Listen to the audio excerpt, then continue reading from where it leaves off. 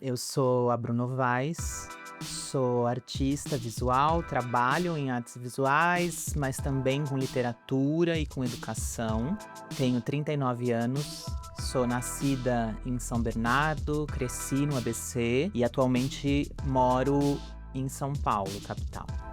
Para além dessas pistas que já estão desde a infância, né? Acho que eu fui uma criança que, enfim, gostava de desenhar, era uma criança que ficava montando livrinho, grampeando livrinho com os papéis que minha mãe trazia da repartição pública, assim, tipo, né, folha de rascunho, e aí ficava desenhando e fazendo esses livretos. Vendia desenho no portão, assim, né, tipo, tanto desenho quanto gelinho, assim, colocava pra vender no portão. Tive uma avó que era cantora, regente de coro da igreja, então acho que fui bastante influenciada, assim, né, por diferentes manifestações artísticas, mas o caminho mesmo, assim, de me tornar uma artista profissional e de ter isso de uma forma um pouco mais consciente, ele vem pela porta da escola mesmo, né? Eu me formei em design, minha graduação é em design, porque eu me lembro que eu não tinha coragem ainda naquele momento de fazer artes visuais, achava que trabalhar como designer ia ser algo muito mais fácil de acontecer. No entanto, eu nunca trabalhei como designer, assim, eu me graduei, logo fui fazer a licenciatura em arte, porque teve uma possibilidade, uma oportunidade de dar aula numa escola em que precisava dessa formação, né, da licenciatura. E aí, acho que entrando na escola, ativou, assim, pra mim, uma memória de infância dessa criança que vivia na edícula da casa ali, vivia no fundinho da casa brincando de escolinha, né? A escola foi muito importante na minha formação lúdica mesmo, assim, porque, enfim, tinha um avô que era marceneiro e tinha uma fábrica de móveis escolares, então isso estava muito presente também, assim, no meu cotidiano, de visitar a fábrica dele, fazer um ou outro móvel para mobiliar essa escolinha de mentira que existia no fundo da casa. E aí eu acho que muito rapidamente, voltando para a escola depois de adulta como professora, eu, enfim, lembrei, né? Isso veio à tona, essas memórias vieram à tona.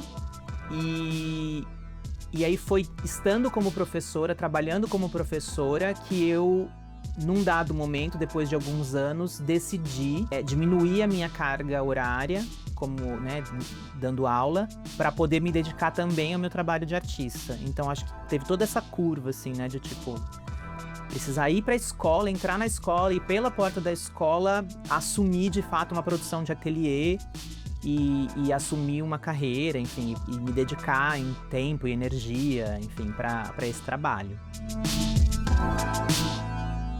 Eu tenho uma prática que é bem interseccionada entre a literatura, a educação e as artes visuais. Tive uma formação e uma vivência profissional também na música, fui cantora de bar, assim, enfim, por muito tempo. Estudei canto popular, cheguei a dar aula de canto também um tempo. E eu reconheço que isso tem muita influência dessa avó que eu comentei, dessa avó cantora, regente de coro, enfim, então. Eu acho que a música popular, e principalmente as letras das músicas, né, da MPB, e que aí eu acho que já vai dando as mãos pra poesia, pra literatura, isso tudo tá super permeado, assim, no meu trabalho. Tem trabalhos que de fato se materializam como livro, então tem uma produção que ele é devolvido para o mundo como um livro, né, entendido talvez num lugar mais da literatura, mas eu reconheço que muitas vezes essa referência, seja da música, da literatura, ou mesmo dos processos de formação, né, que tem a ver com a educação, esses modos de se relacionar na escola e tudo mais, eles são referência de assunto, de tema, de título, de modo de operar também, assim, para os trabalhos que acontecem ainda aqui nas artes visuais, né? Mas super em diálogo com essas práticas educativas, ou com a poesia, com a literatura, de modo geral, ou mesmo com a música. Tem tantas camadas que a gente fica colocando ali também na hora que a gente tá muito envolvido, assim, né, emocionalmente com o que a gente faz. Mas eu acho que de novo é uma negociação, assim, né? Acho que para mim é muito importante esse valor cultural, esse valor social que o trabalho tenha, e eu encontro talvez algum caminho nos editais, em trabalhos que tenham um caráter, uma pegada mais institucional, para que eles possam ter vazão e alcance enfim, tenham visibilidade em lugares de formação, enfim. Mas também acho que achar uma negociação de, em alguns momentos, ter trabalhos que, isso é uma aposta, né, enfim, que tenham e despertem um desejo mais comercial, assim, né? Que tenham esse interesse de que alguém olhe para aquilo e, eu quero ter isso na parede da minha casa, sabe? Então acho que, de alguma forma, é achar dentro da poética, dentro da pesquisa, de uma forma que seja verdadeiro consigo, viabilizar esses dois caminhos.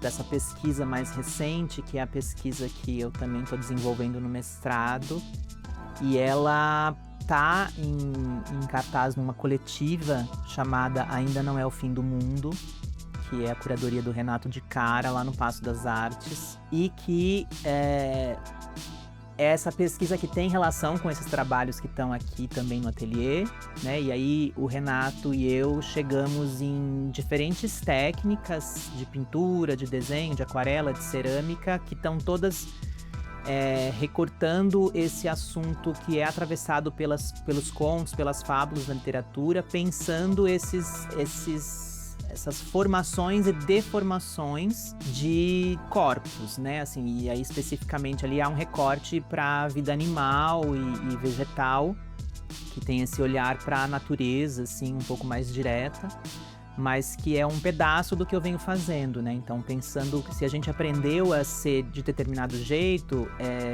como desaprender isso e aprender outras possibilidades, né? Então, como recombinar esses códigos, esses encaixes e desencaixes, né? E acho que é um pouco isso, assim, esse jogo de pensar diferentes modos de existência mesmo.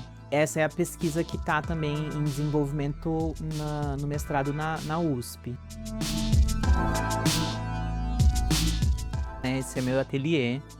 É um ateliê que é dentro de casa, né? Então tem um pouco essa divisão das duas funções, que é um modelo que me interessa muito, assim. Eu tive já uma experiência também de ter um ateliê mais coletivo, fora, né, com 7, 8 pessoas. Depois também um outro em que era só eu e mais outro artista. E aí tava sentindo falta, enfim, nos últimos anos, de retomar esse modelo de casa e ateliê, que é também um modelo, enfim, do meu começo, assim, quando eu morava no ABC. E que pra mim funciona muito, assim, porque eu consigo resolver em pequenas porções do dia, ou pensar o trabalho e executar o trabalho em momentos diferentes do dia. Então existem dias na semana que eu consigo me concentrar com muito mais horas aqui dentro. Ao longo dos outros dias, ter momentos de entrada aqui e de, enfim, resolver uma questão numa pintura, ou de escrever algum trabalho que precisa ser, enfim, publicado, enfim, né? Então tem acho que essas diferentes frentes, assim, que acabam acontecendo de um modo mais fácil, assim, quando tudo tá no mesmo espaço, né? Eu sou uma pessoa que faz um pouco de muita coisa.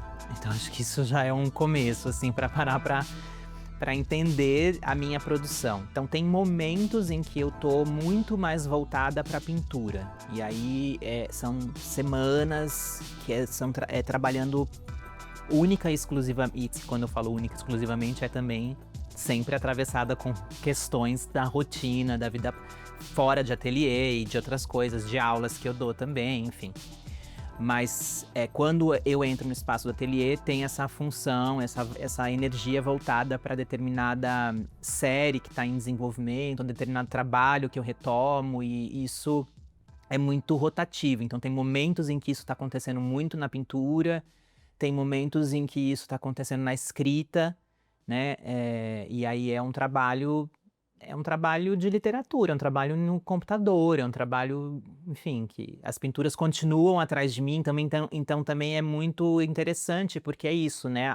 A escrita acontece no espaço em que tem as pinturas secando e as coisas vão também uma influenciando a outra de alguma maneira, ainda que não consciente naquele momento. E a cerâmica especificamente, aí ela é feita fora, num ateliê fora, onde eu faço os trabalhos, onde eu deixo eles ali secando, onde ele é queimado também.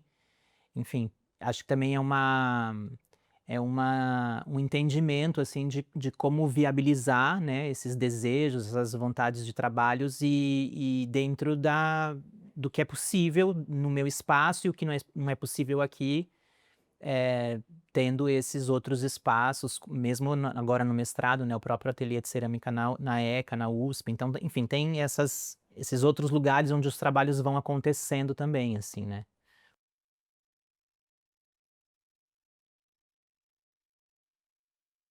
A escola de faz de conta, ela é um momento bem de transição, assim, no entendimento do trabalho, porque ele é um prêmio de leis emergenciais das artes visuais ali na pandemia, pelo histórico que eu tinha desenvolvido, e aí o que eu proponho é, realizar com aquela verba é a materialização de uma escola ficcional, né, do que eu chamei dessa escola de faz de conta. Então, muito atenta, interessada no faz de conta como jogo, como brincadeira, como essa ludicidade, mas também não faz de conta no sentido de um apagamento, de um fingimento de não existência de determinados corpos e assuntos dentro do ensino formal e do currículo oficial. Então, foi um projeto que se estendeu ao longo de 2021, todos do segundo semestre de 2021, e aí começou exatamente assim do zero, as pessoas se inscreveram para a primeira aula, que era uma aula de 2 meses, em que essa aula acontecia dentro de uma marcenaria, e essas pessoas iam desenhar o mobiliário da escola de faz de conta e confeccionar o mobiliário da escola de faz de conta. E aí isso feito, depois os outros 2 meses, essa escola se instaura num quintal de uma casa, que é a Casa Líquida, um espaço também colaborativo entre artistas. E aí tiveram alguns encontros, né, com pessoas convidadas para darem aulas ali. E ele é um entendimento, talvez agora, assim, depois de um tempo, dessa saída da escola, né, do meu trabalho que talvez por um bom tempo ficou muito ali imerso dentro dessa prática de ateliê barra prática de sala de aula, as duas coisas se contaminando e se influenciando, e essa volta da escola para fora da própria escola, para um quintal de casa, é também um encontro com esses outros seres, com essas outras entidades, com essas outras energias que habitam esse terreno do quintal. Mas essa ideia, né, essa potência fabulativa, imaginativa, assim, do quintal é algo que eu acho que, de algum modo, ali na escola de faz de conta, ela já dá a pista ou começa, né, eu começo a me atentar ao que é o trabalho mais que eu venho desenvolvendo a partir de 2021, 22 para cá, que é o que, enfim, né, tá aqui atrás na parede, que é o que tá, né, sendo desenvolvido também junto ao mestrado na USP, que tem a ver com essa constelação, né, de olhar para esses seres e tentar dar alguma visibilidade, alguma imagem para esses seres que podem existir de formas híbridas dentro dessa mítica de um imaginário dessa criança que, enfim, tá inventando mundos ali num fundo de casa, assim, sabe? Junto com suas amizades ali, né? Esse jogo do faz de conta mesmo, né? O Pequenos Legados, que é essa série de brinquedos e coleções aí, né, de aquarelas, com essas imagens, né, de brinquedos e coleções, dos anos 80, 90, ela foi feita em 2019. Então, acho que de alguma forma ela também é um trabalho que imageticamente ele, né, responde muito mesmo a essa ideia dessa memória de uma infância e de uma infância coletiva ali, né, dessa geração. Então, fiquei pesquisando e lembrando sozinha e com pessoas que também viveram nessa época, né, esses brinquedos bem clássicos, assim, da época, ou mesmo os objetos que eram colecionáveis, como, né, as latinhas ou os maços de cigarro, enfim, embalagens de doce. E aí fiz uma série grande de mais de 20 aquarelas em formatos médios e grandes, e chamei de Pequenos Legados, pensando, né, um pouco esse lugar desse tesouro e dessa herança que, enfim, a gente deixa pra gente, assim, também, né, de alguma forma, e acho que tem essa retomada de tempos, né, de sobreposição de tempos, de voltar ali, lembrar e trazer pra cá, e hoje o que que isso significa, enfim. É uma série que é isso, assim, é muito comum as pessoas olharem: "Ah, eu lembro desse, eu tive isso, eu também fazia isso, também colecionava esse". Então acho que fala, né, com um imaginário coletivo, assim, dessa geração que pega nesse lugar muito afetivo mesmo, né, dessa memória.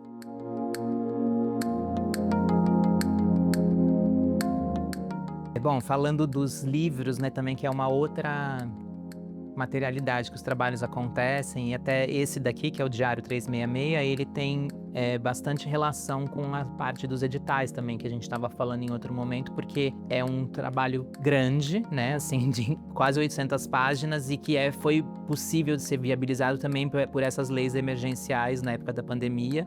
E aí, num edital específico de literatura para conseguir viabilizar esse projeto, é um projeto grande que eu comecei em 2016 fazendo um diário. Todas as páginas da esquerda são imagens das páginas do diário que eu fiz. E aí as páginas da direita são os objetos, né, os itens que as pessoas que participaram do projeto me mandavam, né? Então, por exemplo, aqui, curiosamente, dia 8 de maio, o Bernardo manda esse cartão postal. E aí, então, nessa página tem a minha entrada, o meu registro para o dia 8 de maio e o que o Bernardo registra para o dia 8 de maio, né? Ou aqui o Ricardo, no dia 9, o que ele manda para mim e o que eu registro para o dia 9 de maio. E assim, o ano todo, também dando conta das coisas que não chegam, né? Desses vazios que fazem parte dessa comunicação. E aí, esse projeto se estende até 2021. Então, fiquei 4 anos fazendo troca, recebendo o que as pessoas mandavam para cada dia. Isso tudo ia sendo catalogado numa aquarela grande que ficava atrás de mim no ateliê, enfim. E aí eu ia, né, pintando ali algum elemento daquela carta ou daquele objeto para eu lembrar também um pouco que aquela resposta já tinha chegado, aquele dia já estava preenchido. E aí, em 2021, a gente lança o livro e faz a exposição pela primeira vez no Centro Cultural dos Correios, aqui em São Paulo, com todos os objetos recebidos, mais as páginas originais do diário e também o livro ali sendo lançado.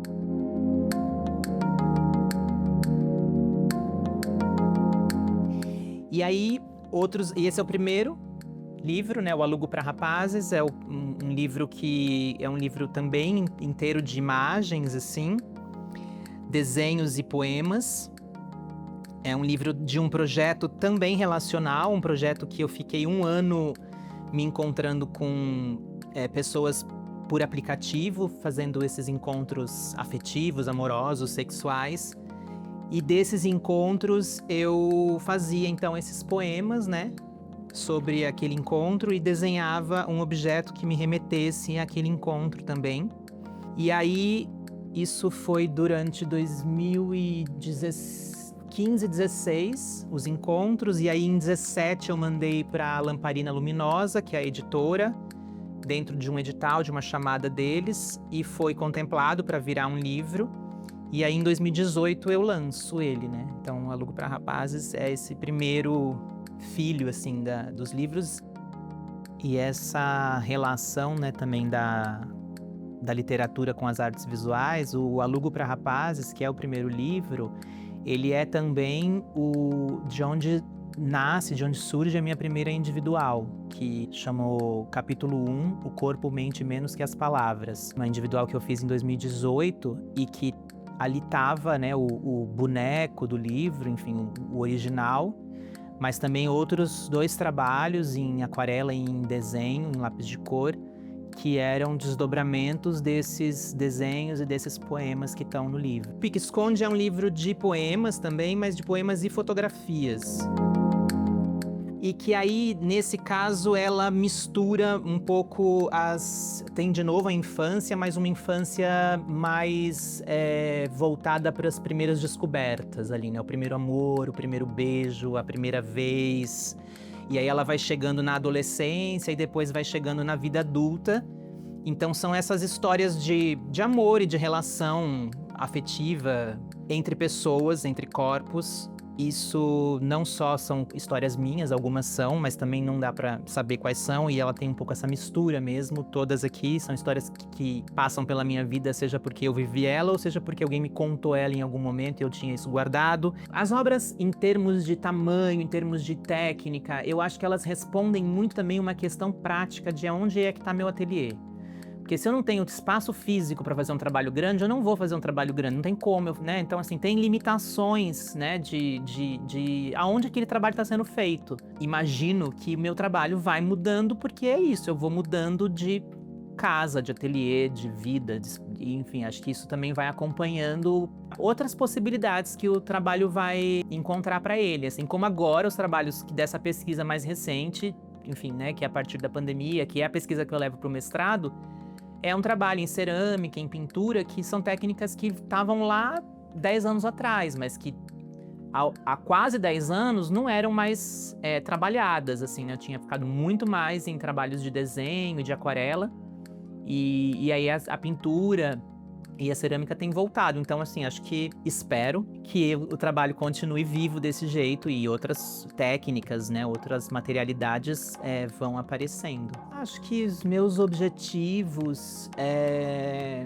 talvez seja encontrar mesmo, né, cada vez mais o que existe, assim, embaixo dessa camada. Quando eu tava falando sobre, né, a gente encontrar ali uma coisa que bate na gente, que é nosso desejo, que é nosso tesão, que faz sentido pra gente falar sobre aquilo, fazer aquilo, eu acho que a hora que a gente para sobre essa poça de coisa,